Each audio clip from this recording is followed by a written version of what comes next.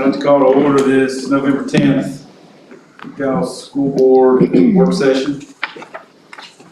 I want to start the meeting by stating that there could be a closed session at the end of this meeting to discuss personal matters. This portion of the meeting will not be broadcast to the public in order to protect the privacy of the personnel being discussed. If we need one, the closed session will be conducted pursuant to Virginia Code 2.2-3711. So I want to welcome everybody watching remotely and also those here with us in person. The first thing I have on the agenda is an update on the joint school board of supervisors meeting. Dr. Arbogast, myself, and Mr. Buckland attended that. And again, that is a meeting that we try to have on a regular basis to make sure that we're all on the same page. The county obviously is a major part of what we do here from a funding and support standpoint. So as we move forward, planning for the budget upcoming year, we want to make sure that we're discussing challenges and how we can address things, so on and so forth. So, Jason, you want to give some key takeaways, Dr. Arbogast? I can go through just generally what we talked about. However you want to do it. Go ahead and maybe we'll let him go. To start the meeting, we had two individuals join us. Was Holly Lesko, the public school health liaison with the business continuity team, and Ashley Briggs, who is also a health department liaison, that's part of that. And we had a conversation with them to ask them some questions about what they did, the process they took going through contact tracing, et cetera. We talked about our possibility of sharing information with them and getting information back from them. We're going to, from that point, continue to communicate with Holly Lesko and let her work with through Dr. Bissell and Ashley, and get information back from them, and that's what we've been doing since that meeting on Thursday. We shared had some conversations with John and Bobby about preparing, particularly anticipating the process of bringing more pre-K through third grade back, that we would need to have those areas ready, and that work would need to be done on Fridays, to moving the furniture and that sort of stuff, so that it can be done and classrooms can be ready. A conversation was also had about the facility assessment, the information, the draft copy of the needs report from the schools. That information has been shared with John Mills as well, so he has it, and Mr. McClarney and John Ross have that as well. We are looking, I need to send an email to the committee about dates, because I received dates back from Josh that he has available over the next couple of weeks, so I need to work on trying to get that scheduled as well. Let's see, had a conversation on the boilers with John Ross, and then we also I think that's about, those are the highlights, unless there's something that I missed that you all want to share. A couple other small details. There was some structural damage that showed up on the Eastern Elementary Oh, yes. wall, and we've got an engineering firm coming in to tell us what recommendation they have for adjusting that. Probably some settlement.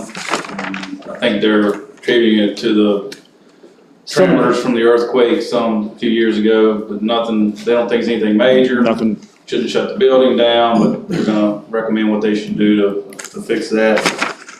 Another small detail, John Mills continues to work with the fire marshal on a couple of details related to chemicals that we're storing in the building. I think you guys remember we talked about having to upgrade some of our chemistry storage areas with some ventilation, and no fault of anybody's other than, as years have gone on, those restrictions have become tighter, and so they're going to look at making sure we can meet the guidelines to have proper ventilation in the chemistry labs where they're storing some materials. I know, I met with Brittany after they started doing those walkthroughs, and I mean, they got down into details about individual chemicals and how they're to be stored and whether they need to be stored with ventilation. And so, you know, that level of detail had never been done at our buildings, and so we're catching up with what they're recommending, and making sure the building's safe. I think that probably captures most everything.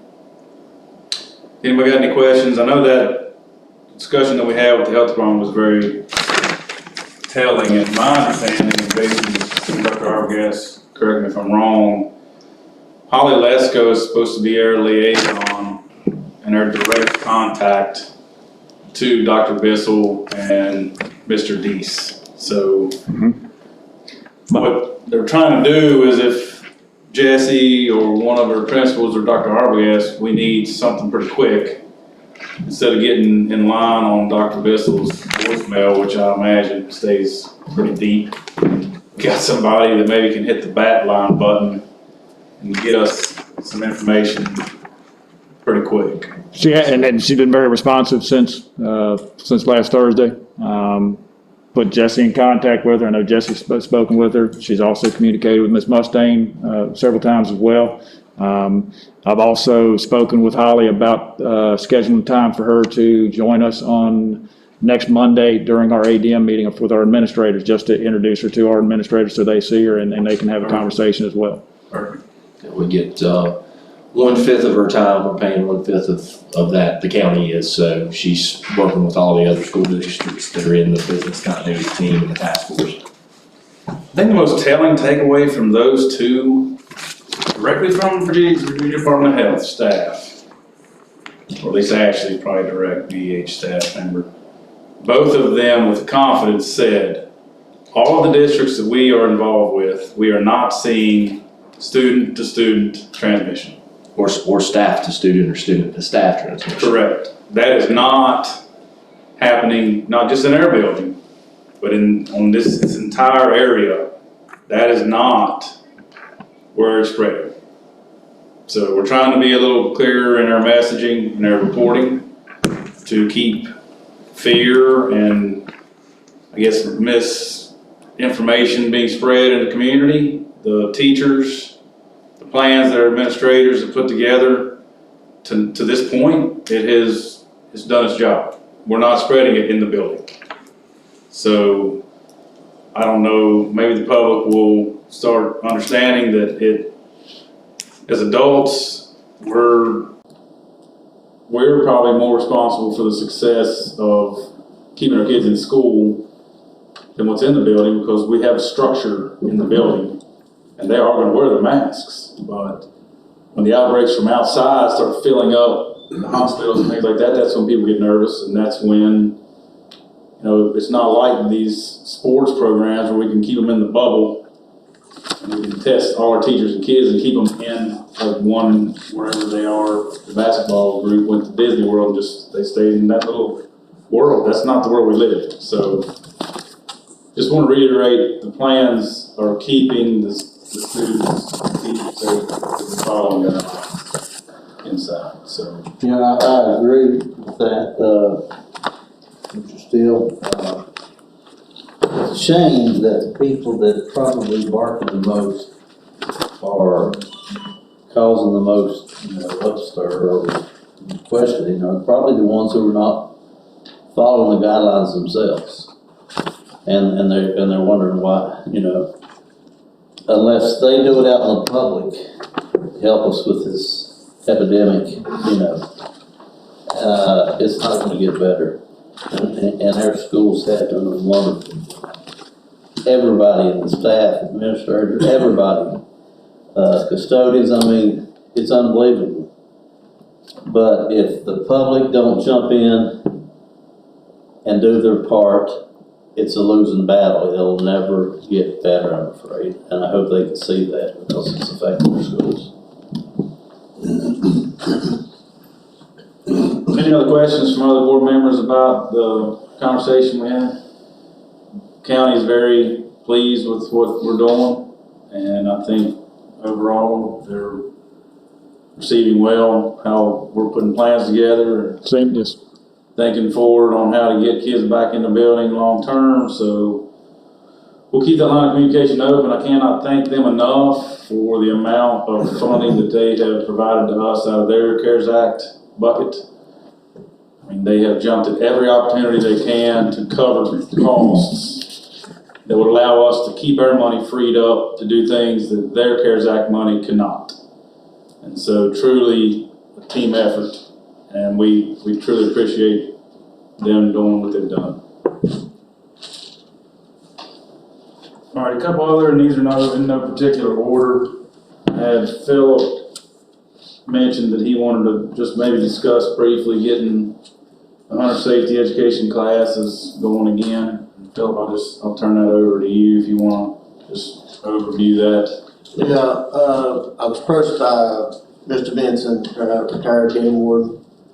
He asked if that was something we would consider doing again, because I think when he was still game warden, they actually done it in the elementary schools, and he said it got to be a little bit too much, so they moved it to both high schools just for 8th grade.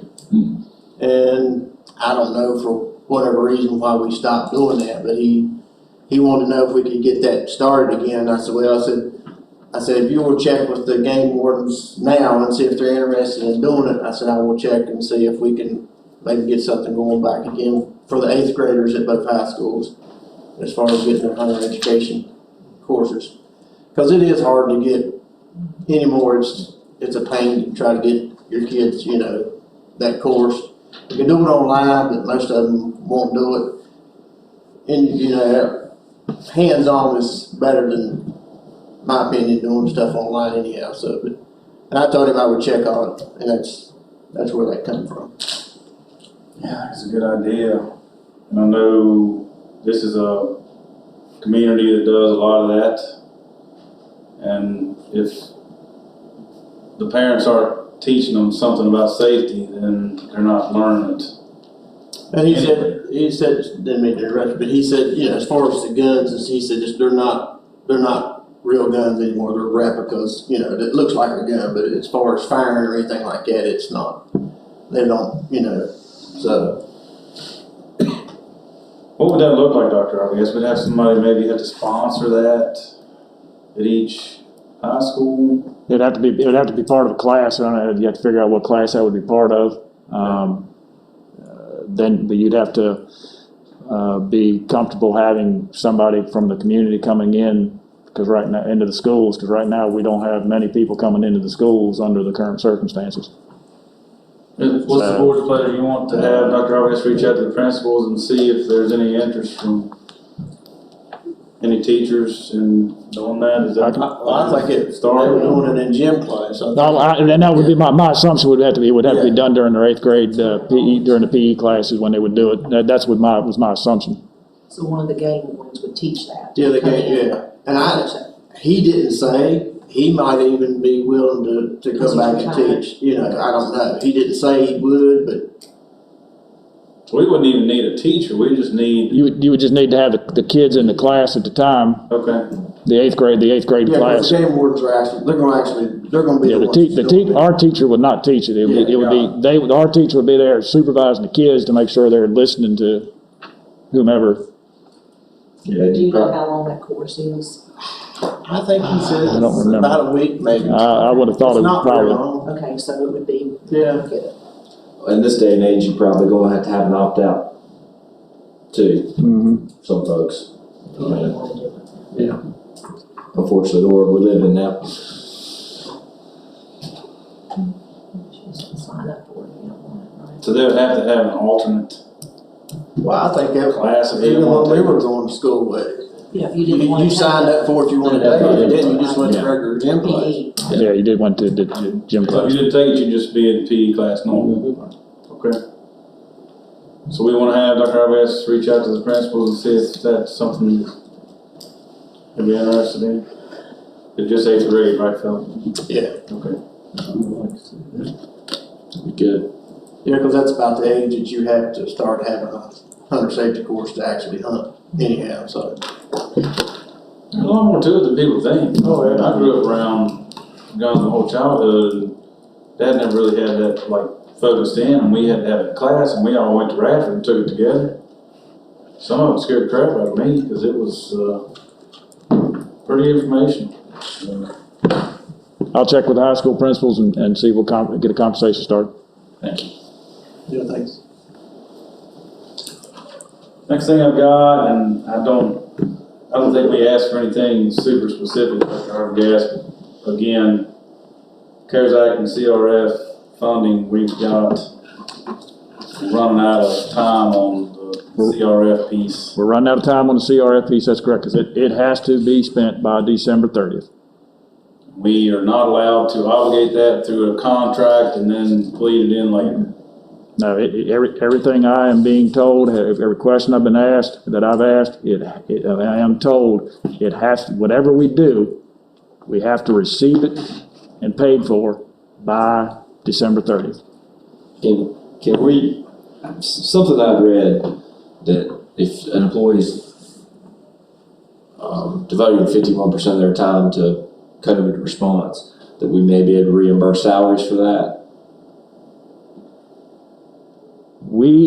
The conversations and I've not asked that particular question, I've asked questions along the line of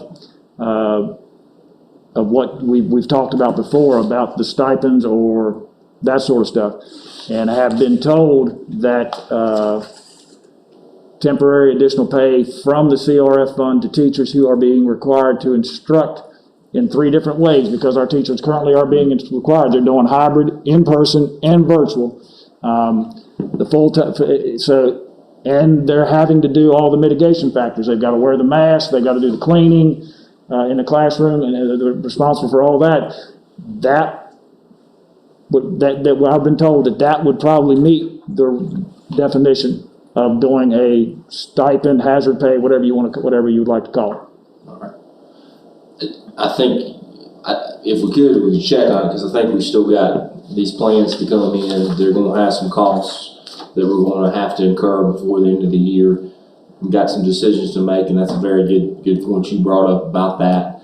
And then if we also see if there's some of our employees that have been doing that, I think that in talking to the county, it's clear that they'd like us, if we can allocate as much money out on personnel, however it is, from this CRF funds, that's money that we can carry on past December 30th. It's carryover money that hopefully will help us get through if we're dealing with this in 2021, 2022 school year. But we've got to be careful, and again, what I've been told is it could not be within our budget. So if it's above and beyond the budget, that's okay. Where that's what I've been told as well. But that's just for CR. That's for the CRF funds. And I not focused as much on the CARES money asking the questions, because we have through September 2022 to utilize that money. So CRF's got to be new positions, new activity, new program, new something. We've talked about today, I mean, it was shared with you during the budget, would be an example of what we could use CRF money for. We could purchase a 77 passenger bus, brand new bus with CRF funds. Now, I didn't think you could purchase anything that capitalized over any period of time, within a year. I was told that we could purchase a bus. We would have to pay. We'd have to pay. Cash. We'd have to pay the bus, and we'd have to have it paid and have it here by December 30th. Right. But it's not. We're not purchasing it to replace something. We're purchasing it to add to the fleet because it could be needed to spread out because of the necessary for physical distancing. That's the right avenue, that's right, okay. Also, the 10 passenger vans, those aren't in our budget. Those are being investigated to purchase because we need them possibly for athletics, taking students to from school, from Narrows High School to the Ag Land Lab to spread them out to have physical distancing. The students taking them home from vocational in the midday. So we could use the CRF funding to purchase 4 10-passenger vans. and we've been trying to see if we could find used ones, not had any luck. So before today, we put out a bid just to see what the cost would be for new ones and or used ones, because we have to have an idea.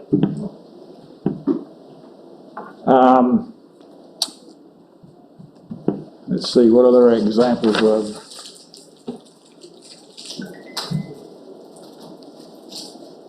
And then it goes along with the other things that we've talked about, the cleaning supplies, and I mean, all that stuff, the masks, because there's gonna be some cost associated with,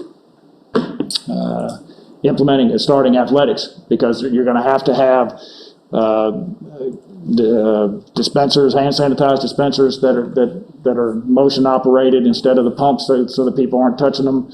You're going to have some directional stuff to set up the gyms and that sort of stuff. And unfortunately, Ms. Mustaine, they weren't able to have a meeting yet with the high school principals to really talk more about that yet. So, I mean, do you need direction from us next week on moving forward with spending some of that CRF money? Or is that something, when do we need to pull the trigger on? We'll need direction as soon as we can have the direction. I guess, I mean, do we want to get as many bids, RFPs about whatever it is? We've got the full thing, proposals on anything you're wanting to do with hazard pay. Just kind of my whole a la carte menu of options that we have to choose from, so that we're ready to pull the trigger when it is, not knowing right now. Again, we've got some expenses, I think, on the 12th, when we get those plans, are going to come to light. So we've got a better idea, but we're ready to pull the trigger when that time comes. So I think, to the extent you've got any items like the buses, the vans, have that ready so we know what that cost is, have a proposal. We should have the vans back end of this week, early next week. I forget what the date was. Bus, we've already got quotes. You saw the quote for the bus earlier. So. And I guess a proposal of what you're thinking on stipends, recommendation on that. I have that already as well. Good, I think that's what we need. But we need to keep in mind, we're talking the possibility of using CRF money for stipends. We cannot do stipends for every employee, because not every employee has the necessarily additional duties that are shared. Now everybody is assuming a lot of extra things, but they won't qualify under this funding. Well, let's make sure we describe that very clearly, and those of our hardworking employees that aren't covered under that, they need to reach out to a higher power. Well, and it would, I'll have it broken down to what I think would be out of CRF and what would have to come out of local. Right, that's what we need.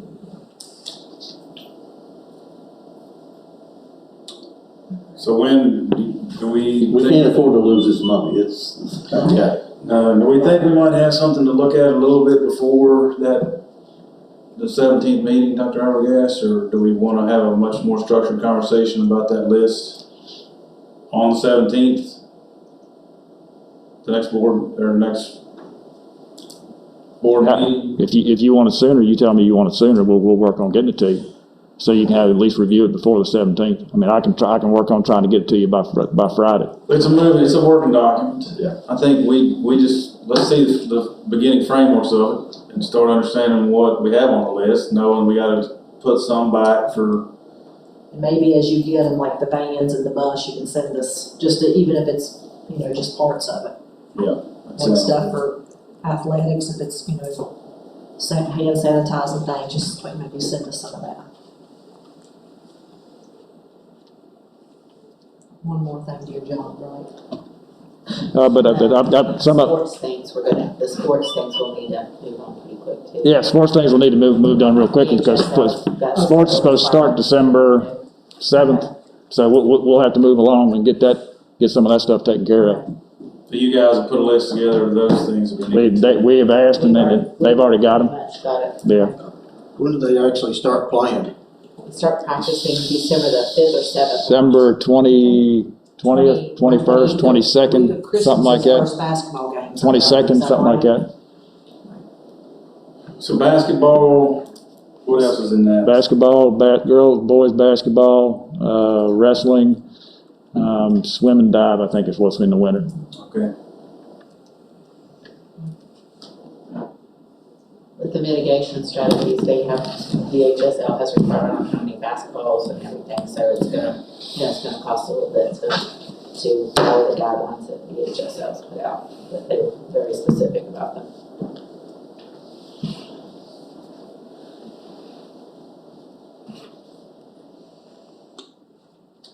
All right. So I guess we need to say that it's not gonna be just because of the money needed to be spent by December the 30th, it'll be for all sports. The cost will be high, but it would be for all sports. Yeah, we'd be purchasing it all. I mean, purchasing what we could purchase right now For spring. for everything and anything. And if there's anything to, yeah. That's a good idea. While we've got the money, we want to get it all. All right, one thing I didn't have on this list that Jason just mentioned to me, council update. RFP. We met, we had 4 responses back. The committee met to review those responses. Ms. Mustaine, Ms. Morris, Ms. Glover, Ms. Lawson, and myself. I explained to them, the rest of the group, what brought us to the point of having to get our RFQs from other firms, allowed them to review the proposals, and then the committee has a recommendation for you all to approve. And I can tell you that now, but again, you can't vote on it now, and actually I don't know if we've sent you've not sent the emails to us, so. But the committee does have a recommendation for the board. We haven't seen anything out, just for waiting on discussion. Yeah, That would be on the, which will be next Tuesday's board meeting, unless you want me to, I can, as I said, I can tell you who the committee. Yeah, why not? Through the discussion, the committee felt that Sands Anderson would be the recommendation. Who were the other firms that put it on? I won't, Sands Anderson was one, Timberlake was another, I'll just get them. Haney and I can't pronounce the Pinnacle, Koenig, and then there was one out of Salem. Wynn, Waddell. That's what I said, did say. Okay.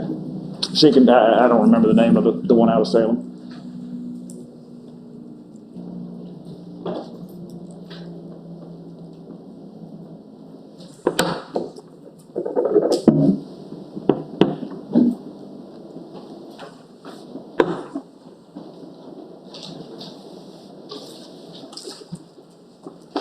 All right, I think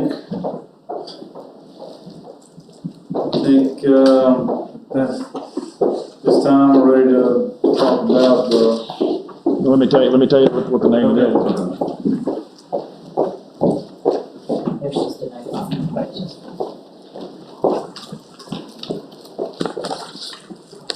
Yeah, Sands Anderson was one, Timberlake Smith was one,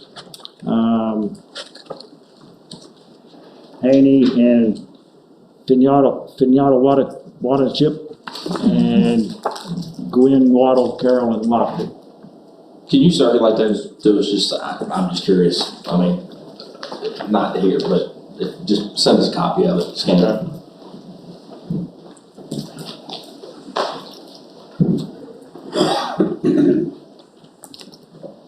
So before we get into the next discussion, which could be rather lengthy, is there anything else that any of the board members wanted to discuss that would be a little less detailed? Dr. Arbogast, Jesse, Lisa? Anything before we get into this pre-K through 3? No. Thanks, sir. I don't. I'll turn it over to Dr. Harvey, ask them to tell us what you got for the final pre-K through 3 back to school plan. What I gave you, this morning, you've already basically seen you have seen the majority of that right there. That is our current return to learning plan with an addendum added to the end of it.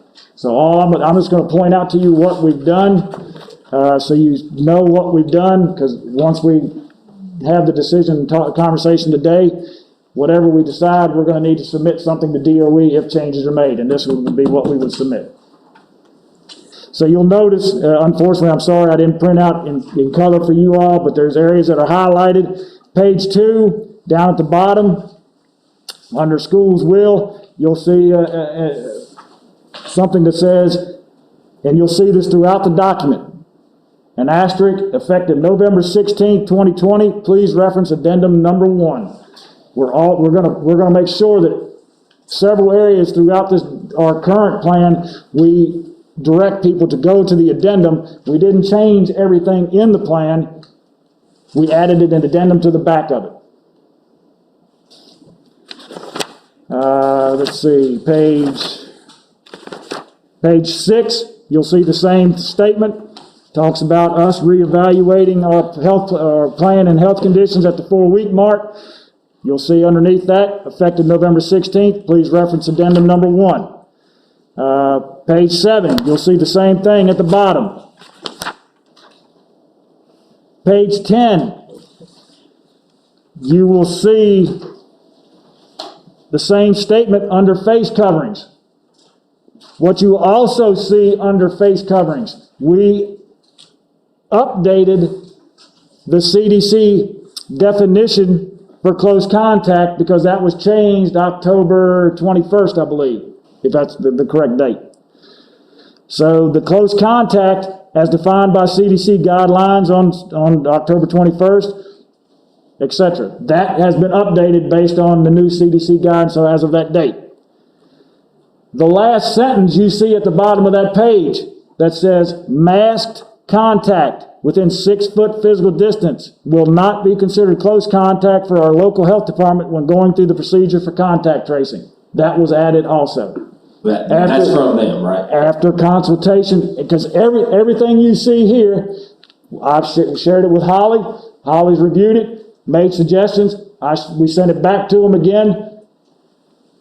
And Because that will be the number one concern, is that inside of 6 feet, even with a mask, will be considered contact. This statement has been vetted, and that is not the case.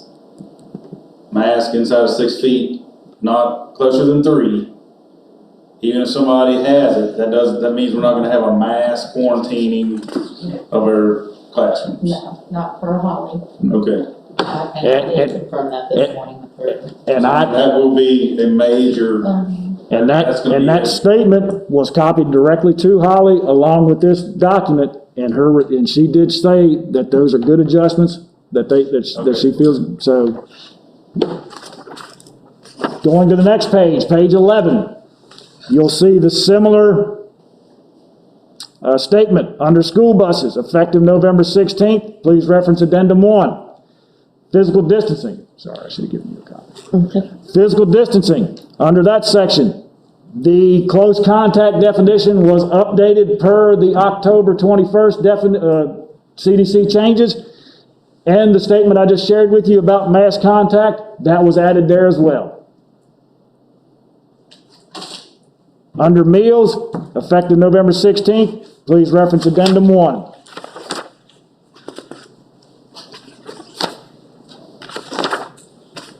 Page 15. Under the important safety measures down the right-hand side, same thing under physical distancing and bus seating. Please reference addendum number 1. Page 17 has the same statement at the bottom. And then we move into the addendum. which starts on page 22. Page 22, and I continue, I should pick the date there, updated today. If we need to change that date, we can. But effective, this is basically information that we talked about and put out. Effective November 16th, all pre-K through third grade students will have the ability to transition to 4 days a week of in-person instruction. Again, it goes into the requirement of wearing masks at all times because the physical distancing goals for these grade levels will be 3 feet, along with the continuation of the other safety measures. Talks about a final decision being made today based on the conditions for this plan to proceed. And once these pre-K through third grade students return, the hybrid model schedule will no longer be an option for those grade levels.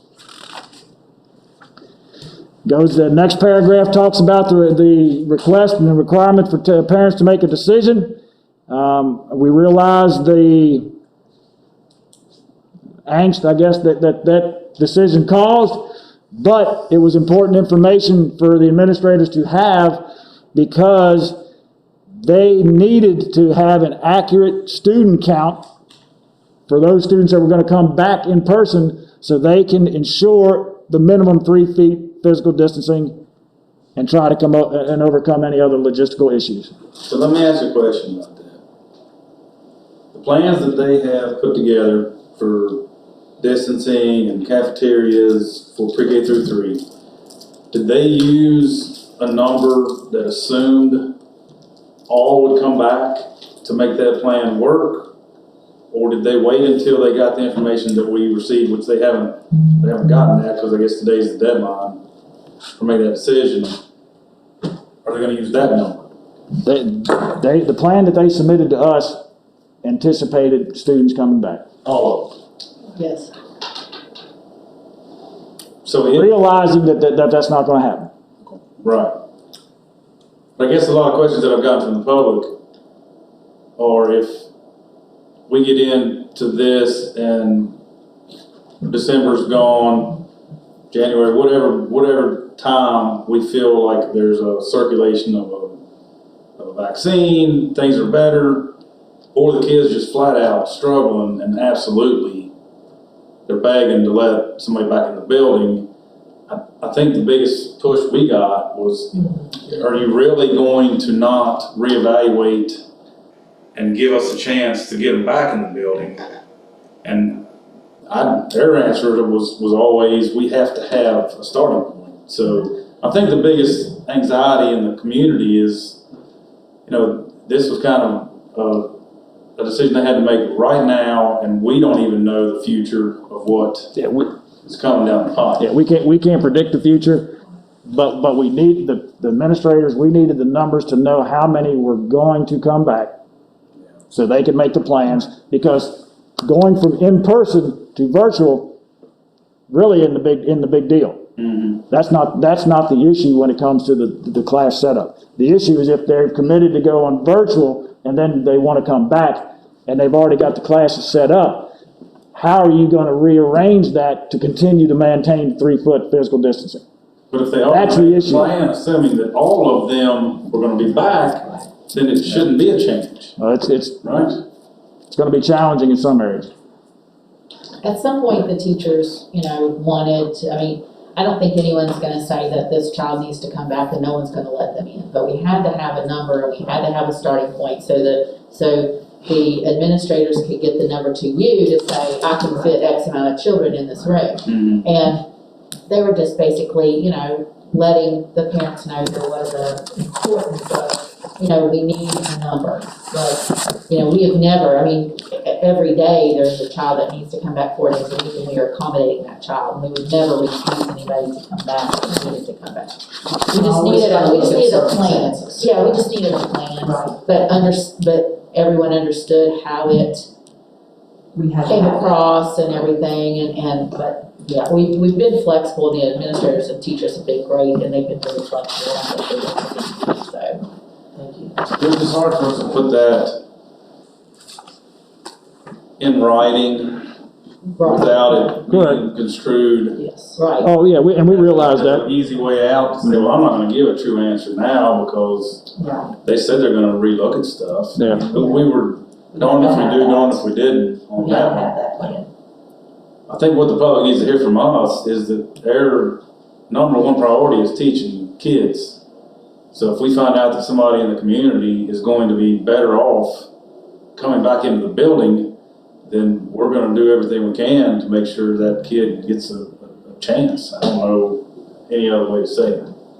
But there's no plan book. We don't have a game And you book can't for how we predict the move future, ahead. and you can't predict the future, we're just trying to do the best we can predicting what's gonna happen. Okay, my question was this, Dr. Arbogast, if everything does get better and these plans are working great and a bunch of kids want to come back, it doesn't sound to me like we're gonna have to totally reinvent the wheel and it wrecks their entire system. I think that's a conversation that the principal would have with the parents and the staff to ensure that that room would have the ability to have that. Fair enough.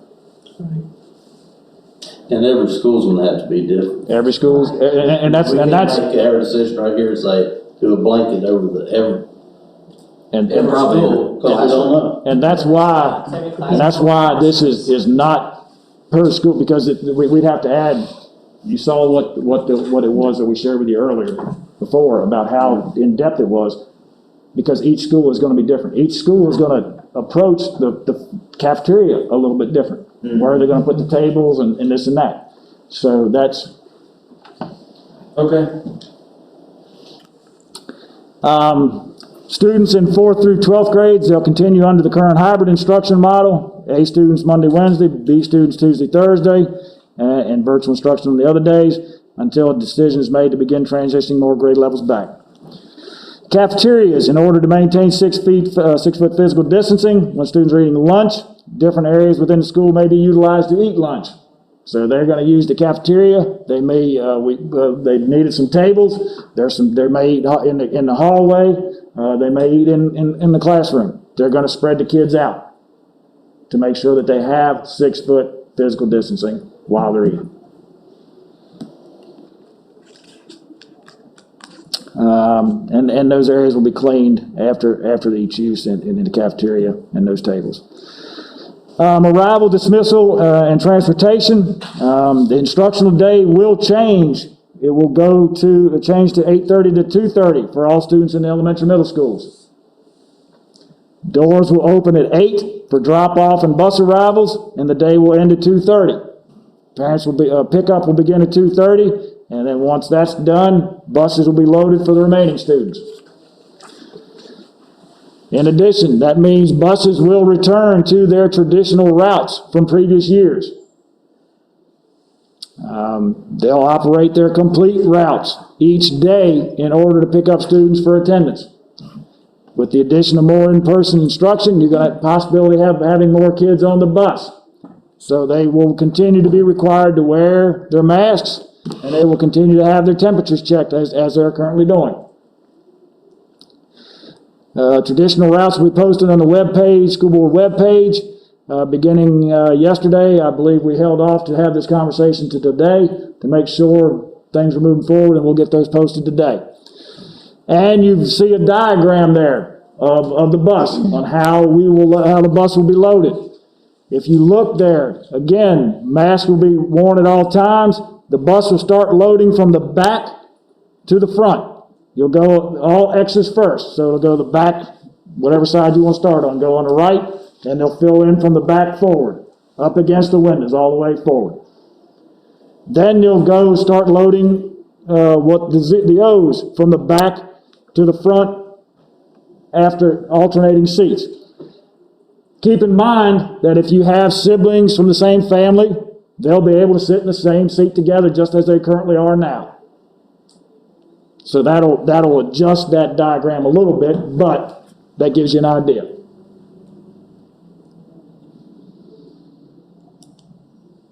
So that would be the information, what we would propose to submit for the changes proposed on the 16th.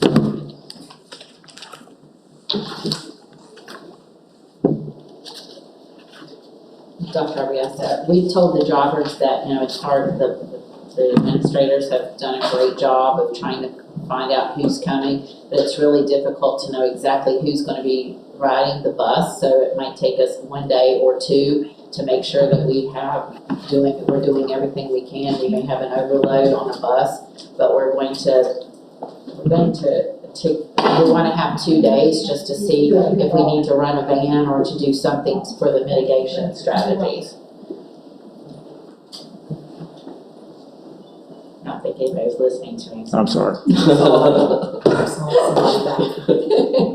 That's okay. I was just saying that it may take the drivers 2 days, 1 or 2, because we're not sure, because we still have students on A day and B days, and so we need to make sure that we're not overloading a bus. So we need to have an A day and a B day and a all day for pre-K3 to see how many students are on the bus. So if someone says my bus is overloaded, we've just asked for 2 days so we can see, and then we might need to run a van. We may need to, to adjust our routes, but we are aware of that and we are going to take care of that issue. But it will take us 2 days. Thank you. Thank you very much. Amanda was listening to that.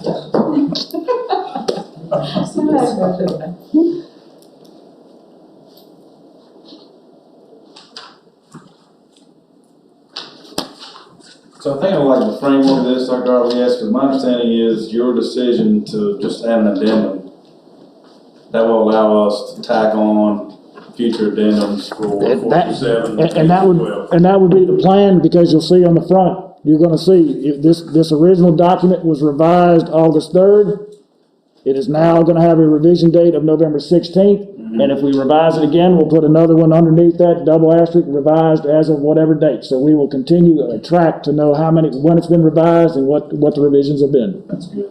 And that's why we put it in an addendum. That way it was easier to, instead of trying to intersperse it in throughout the whole document, it would have been harder to keep up with. Right. And just so you guys know, I asked Dr. Arbogast this morning, I have personally been looking at those hospitalization numbers, asking him to reach out to Ms. Lesko just to see if the health department had, any heartburn about us going back. And I guess Ms. Mustang talked to her, and I can let her explain it, but I think the understanding is they don't have a problem with us going back to school with this plan. Yeah, she said that it really, it has nothing, one has nothing to do with the other, because the hospitalizations are always on a case-by-case basis. And, with the children going back and who's in the hospital, it really, they would evaluate it, but it has nothing to do, and they have no issues, or it doesn't affect our plan of us going back with the increased hospitalizations. Those are sometimes adults, older adults, and they're not fearful that it would affect the children. What it is, they said that as long as the children are wearing their mask, that's going to be the primary, the primary thing that we need to do is make sure that we're ready to go if they're out wearing their mask. But the hospitalization increase should not affect our pre-K3 plan, is what she said this morning. And I just want to say she's been great to work with. I know that anytime that I've called her, or Jesse's called her, she's very good about answering her phone, and she's been wonderful to work with. So we really appreciate her. I mean, I think that is something that teachers, students, and people in the public need to hear. And just in this meeting today, everything that we are considering has been fully vetted by the health department, and we have considered all of the safety precautions that are being required and recommended in everything that we're doing. So, I mean, I guarantee you that there are going to be a group of folks that say that the increase in hospitalizations should have a direct impact on what we decide for our schools. And we just have to keep those separate, as long as the health department's saying that they are separate. So, I kind of disagree with that, and I'm going to tell you why. We've got a couple of members of our staff that's in the hospital right now, and I hope they're doing well. Prayers are for them. They was lucky to find a bed in the hospital, being treated for this sickness, working in our schools. I don't care how they got there, whatever. Whether it's student, the adult, you can call it what you want to, but, you know, we just got a email from Chris McCarney, you know, and this is through the Public Health Task Force. I guess everybody got one. You know, 172 cases since March, but what's alarming, we got, the past 2 weeks, we had 3 per day. This is taxing on a healthcare system in the River Valley. Facilities are near their capacity. This should drive home the need for masking, and this has seemed pretty clear given the upcoming holidays. As being positions of leadership, we should be diligent in our efforts to prevent the spread. And I said it this morning in our meeting, I want to say it again. We're doing great in our schools. We're doing the right things. People are doing exactly what they're supposed to be doing. But it's like the flood's coming in underneath the doors, you know, from the outside public. They're not doing what they're supposed to be doing. And if they just understood that this affects every part of, you know, our school system, maybe they would. That's what concerns me. So it all goes together, I think. And I don't know if it helps, every day our nurses are looking at these metrics and looking at the red numbers. And I just sent an email out this morning. If we're in a certain category, if we have higher than 50 cases per 100,000, we follow the health department's algorithm. So say we see a student or staff member that's got symptoms. They go home, follow this algorithm. If our numbers are in the red, they go home and isolate for 10 days, or they have to go see their doctor to be cleared with a different. So we're protecting as best we can because we follow this algorithm. So if they are sick, they're out. And some parents will have a problem with it. Like, my kid's got allergies. Okay, take them, get that clearance, send them back, that's fine. But if we're in these certain percentages in the community, we're making sure that these kids stay out for the length of time and what they need necessary. So we're doing the best we can. Thank you, Jess. Yeah, I'm gonna follow that up in a second, but I want to make sure that I go back and correct something. I believe you asked me about principals and the plans they made, and all this, and counting all the students. I believe what has been shared with us is if all students return in some of the grades, they're not going to have the ability to do physical distancing for 3 feet in some grades. Okay. I think That's what's been shared. So they anticipated that there will be a certain number of virtual students based on the information that they have and that they've gathered, which should make the plans work if they're virtual, if they have that virtual student piece. Okay, well, what the bottom line is, the way that we have the plan detailed, they have the ability, case by case. At this point in time, they're working towards more pre-K through 3rd grade students coming back on the 16th. They've had furniture moved, they've had computer labs taken apart, and because they're bigger rooms, moving classrooms into those bigger rooms, which will allow us to spread out. So they have been working to the goal of the 16th, if that is the decision. Something else we talked about, and I don't know I know you recall what Jesse was just talking about. We talked about this probably a month or so ago. This was the decision matrix, and again, you'll have to ignore the bottom part because we've not changed the bottom part. But that was an example of what could be used based on the information that Jesse was talking to you about from the Department of Health website, and that's the core indicators for Giles County. If at some point we wanted to use those as a way to help determine transitioning grades and that sort of stuff back in, you can use that by identifying each one of those. The lowest risk, give it a point. Lower risk, 2 points. Moderate risk, 3 points. High risk, 4, and the highest 5. And based on Giles County, you can come up with an average of those the core indicators, and kind of track what what it looks like for Giles County, not the school system, but Giles County.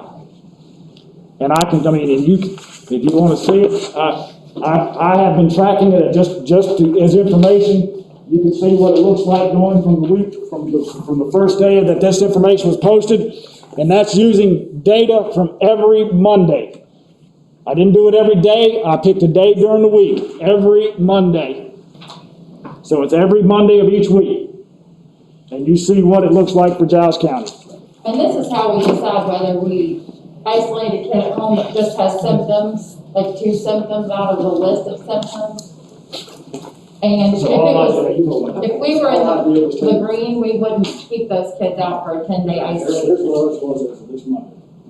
Yesterday, we were high, so it was 5, this was a 4, and this one we're saying was 2. 5, 9, 11 divided by 3, that's where you see you get that. But that's what I did. This is the same one as credit. Every Monday. Every Monday. That's for the whole county, that's not. That's for the whole county. That's Giles County. What is our score? Do we have done this currently, or is this what that's trying? This is tracking. This is saying that if you look at Giles County on Monday, core indicator 1 is the highest risk. Mm-hmm. So that would be 5. The second indicator is the higher risk, so it'd be 4. Mm-hmm. We're saying that we have the ability, we said 2, because if we bring more kids back, we may not in every situation have eat every one of these. Right. So 5, 4, and 2, 9, 11 divided by 3, that's where you see you get that average. 3.6. And that's what we've done for every Monday, just to see it.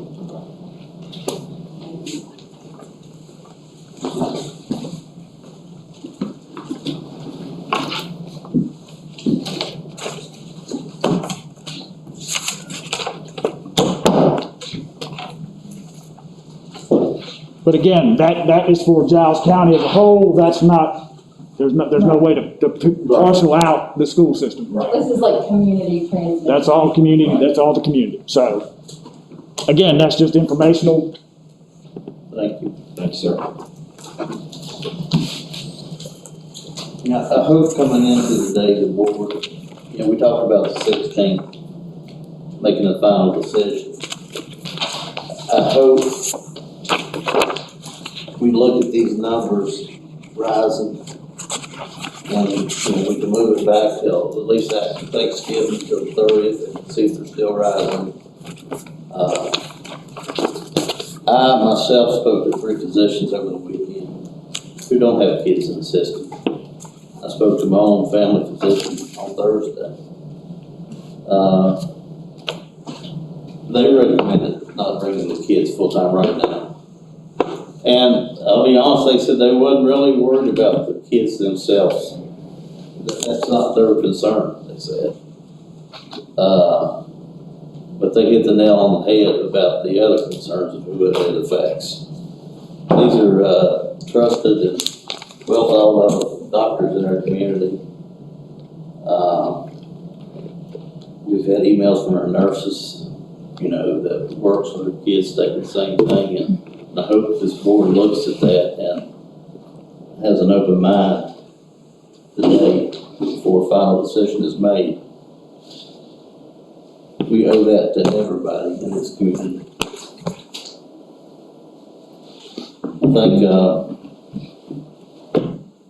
talking to Mr. Meade, Bland County, I think they had went back pre-K through the 3rd grade, is that right, Dr. Argaz? Bland County went back for a while. Now they're back to the hybrid plan, and it didn't work out well. I don't exactly. I just spoke to him over the weekend. He had called. I think Pulaski's right at the verge of doing that. I think I seen a post yesterday. The numbers are spiking. And they said the exact same thing that I've been preaching on all day. And they really talked about their schools doing the right things. But outside the communities are not really, I guess I'm taking it serious, but it's affecting their school system also. So, I think we have to think about that also.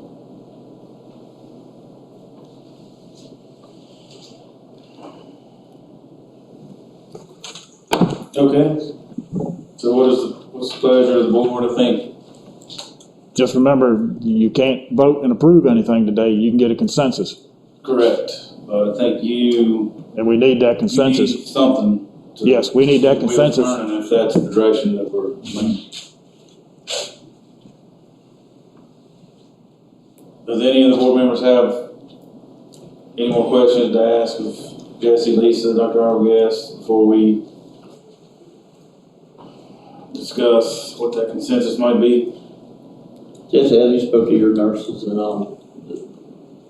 Yes, I have. do they feel? They're concerned. They're concerned mostly with, students being the carriers, Right. not so much being Right. sick. I mean, they'll get the sniffles. Most kids will get the sniffles, have a headache, Sure. not feel real good, recover fine. But they're more concerned also with the staff members and who the students come out to. And I think we all know how our teachers feel, but that's what I think the physicians that I talk to, the doctors, of the kids actually be the carriers, you know? Right.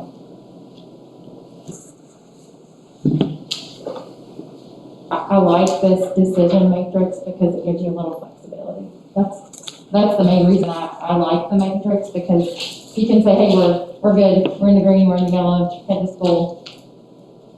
I like it. It's working well. I've got kids in Monroe County, and I've got kids here. I said kids in Monroe County, but their update is every Saturday evening, depending on what the map shows. And it works. I mean, it's a pain. I get tired of getting the robocalls and the texts, but if it does get really bad, it gives them some flexibility. And really, they've only been off 2 weeks out of the school year off of their hybrid learning. Well, there was a post on Facebook last night from, I guess, did we post that on Facebook about the numbers? Or did somebody screenshot it and post it? The positive Right, per school, right. yeah, we posted that yesterday. I think there was a lot of people, I think, appreciated that from the comments that I seen, that the information, true information, I don't know if y'all seen that or not. Well,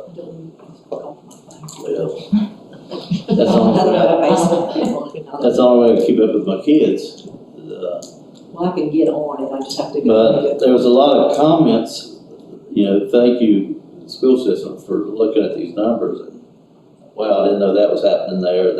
So that was a good idea for them to see that, I think.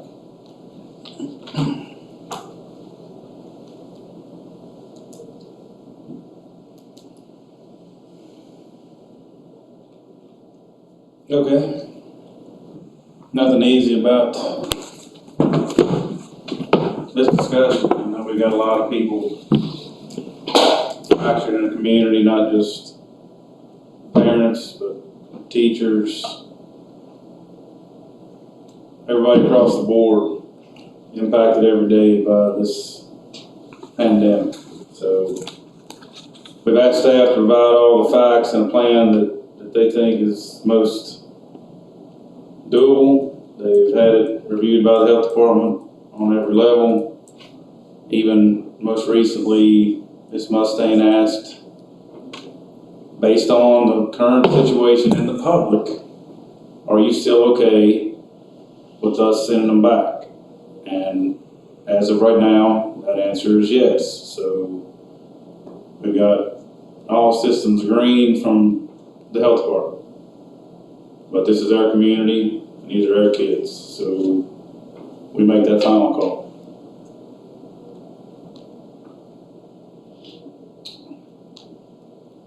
Philip, you want to give your thoughts? We'll just come right down the line here.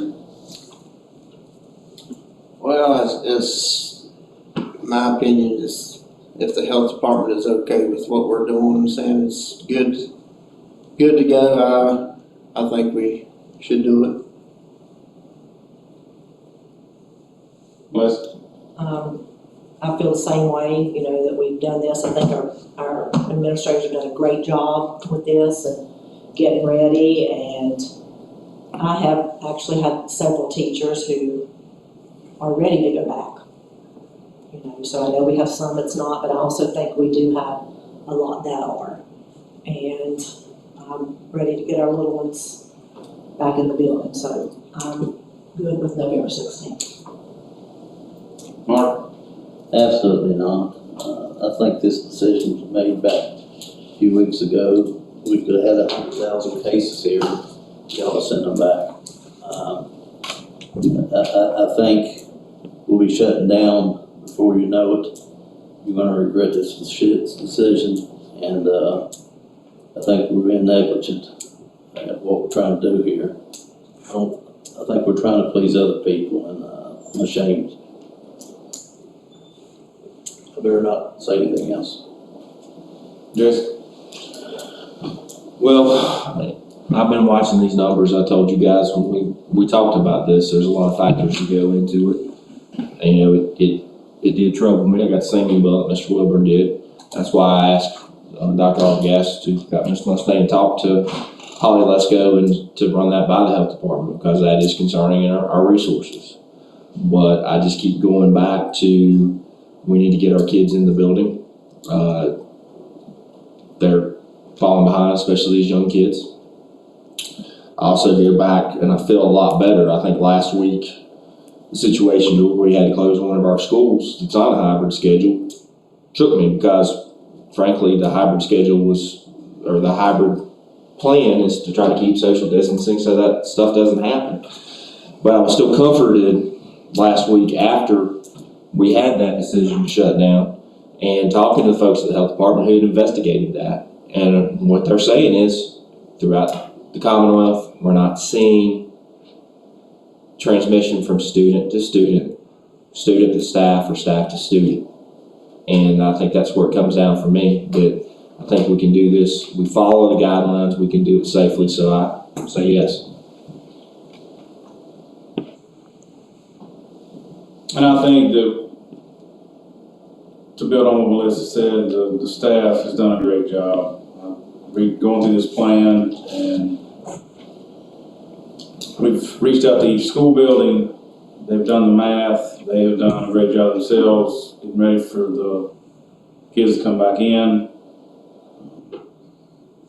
The health department told Dr. Arbogast, myself, and Jason today that they're safer in the building than they are at home. We have done extensive research. Inside of 6 feet with a mask on is not going to be a contact. So I think the biggest worry was that we sent them back in, that we're backing down on our chances to not have mass quarantine statistically. But now the health department has said that inside of 6 feet with a mask isn't a contact, then essentially what we're doing is getting more kids in the building to get a chance at education, and not increasing our opportunity from a mask wearing standpoint of having a mass quarantine. So when you're doing the numbers, when you say that out loud, I don't think I can go any other direction. Now, if we were faced with the fact that we were going to send them back in, and inside of 6 feet with a mask meant mass quarantining, I think we would all be having a much harder time making this decision. We're putting more kids in the building that are suffering right now. We've had meetings with countless staff as we go through the budgeting, saying that they're not worried about now. They're worried about years down the road. Our job as a board is to listen to our experts and make the tough decisions now that are going to be in the best interest of our kids long term, and not shy away from the tough decisions when we see our experts saying that 2 years from now, if we don't do something, we're going to have a major problem. Remediation is going to be eating us up alive, because we're going to have a whole group of kids that we didn't teach to read. And I think we have no choice. We've done our homework. We've got VDH approval. And if we have to back up and go back to a plan that isn't working great, then I hope we don't have to do that. But we're going to push forward. We are the kids' voice because they do not have one. So I say yes on the 16th and reiterate to our teachers that they have to believe that we're looking at the big picture here and that there are so many things at stake as a system that is one goal is to educate our children. We have to keep our eye on that ball. So, But how about the dates for the high school? I know y'all got them set on your minds already. Let's just get that out there. We don't even have plans, Mark, we don't even have plans from the administration, and I just don't know why you're going there. Well, because I'm going there because we're not listening to the experts. We're listening to some people. we are listening to the Virginia Department of Health experts, Mark, who told us that this was a good plan. They don't have kids in their system. Well, That bothers me. we can't follow VDH on some points and then not on the other. So, Well, I'm not gonna argue about this anymore, but I'm gonna tell you this. Every one of y'all are liable. If you live with it, live with it. If somebody loses their life, it's on you. that's why we have 5 board members. You got 4. And we continue to do the best we can with the information that we're given. Health Department is supporting this plan, and things might change next week. As far as the plan for 4 through 7 and 8 through 12, we have directed administration to be working with the staff to put those together. Dr. Arbogast, can you refresh your memory on when you think those will be ready to review? When following the board meeting, communication was sent out to administrators to work on a plan for 4 through 7 and 8 through 12 and submit that to us by this Thursday, the 12th. And we will, once we get that information, we will work on getting it reviewed and then be able to submit something to you and then have a conversation during the board meeting next week. And that does not mean that there is any date planned, other than the fact we are accelerating those plans because we have to understand financially what impact that entry back into the school buildings looks like. Yeah, because if there are items within those plans that we need to purchase and can utilize the CRF, and I'm sorry, I didn't mean to interrupt. You're right. Utilize the CRF funds, we need to know that and go ahead and utilize that and do that. Yeah, Nares High School needs 30 tables. I mean, that kind of stuff that we need to know so we can spend that money. And otherwise, we would not have known Oh, I thought you were going to say that Nares High School would need 30 tables to bring their kids back if we didn't ask for what that plan looks like.